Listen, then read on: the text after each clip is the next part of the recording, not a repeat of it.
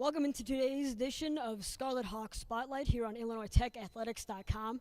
I'm Chris, joined here by Erin Nelson, and we're going to get started with today's interview. Welcome, Erin. Thank you for spending some time with us. Of course. So my first question to you is, you're from Chicago. What made you, as a Chicago native, kind of stay here in town and go to Illinois Tech? Yeah, so first of all, I'm from a big family, so when I was looking at schools, I wasn't looking that far, and then when I came to Illinois Tech and I visited the campus, I fell in love with the diverse community that we have here, and just the opportunity to still go home on the weekends, and I even go home every Tuesday. It's just really, it's something that other schools couldn't give to me. That's awesome. That's a great answer. Kind of the big thing that stands out, and I'm sure you get asked this a lot, is, obviously you play 3 sports here at Illinois Tech, that being cross country, basketball, and track. Of those 3, do you have a favorite, and how did you get involved with each of those sports? Yeah, of course. I do have a favorite. It is cross country. It's just the one I've been doing the longest. I've been running since the 5th grade, actually, so decent amount of years, and it's the one that I pursued the most in high school.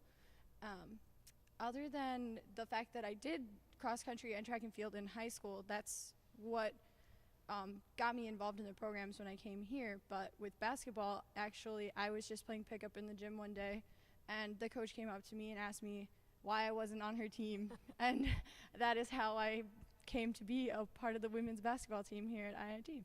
That's a great story.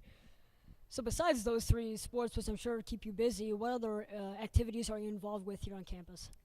So the biggest organization that I'm a part of is the Student Government Association. I'm on the executive board. And then I'm also the president of the Residence Hall Association. So those 2 organizations really keep me busy. But outside of that, I participate in a lot of small things like the Student Athletes Advisory Committee, which is another organization on campus. I'm also part of the Crew, which is the Christian Leader campus organization on campus. And I think that's it. I do a lot. Yeah. So obviously you're quite busy. You spend a lot of time doing many things. How do you manage then 3 sports and classwork and all these extracurricular activities? To be honest, I don't. It's a lot sometimes, but I definitely know how to just prioritize my list. I think that some organizations do know that other ones take priority, and that athletics are a big portion of my life, and that they are going to take priority over those organizations and obviously school overall. But I definitely just try and stay as organized as possible I have a very clean planner. I time my day out to the 15-minute marker most days. Like, it's crazy, but it's fun. And you have to be. That's great. I mean, you mentioned that athletics are, a big part of your, and they are the priority for what you do.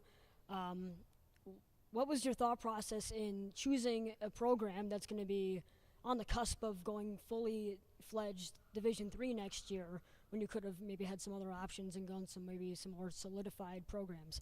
Yeah, so definitely a decision I made right away in the college search process was that I didn't want to be tied to an athletic scholarship. I didn't want to grow to hate a sport that I love.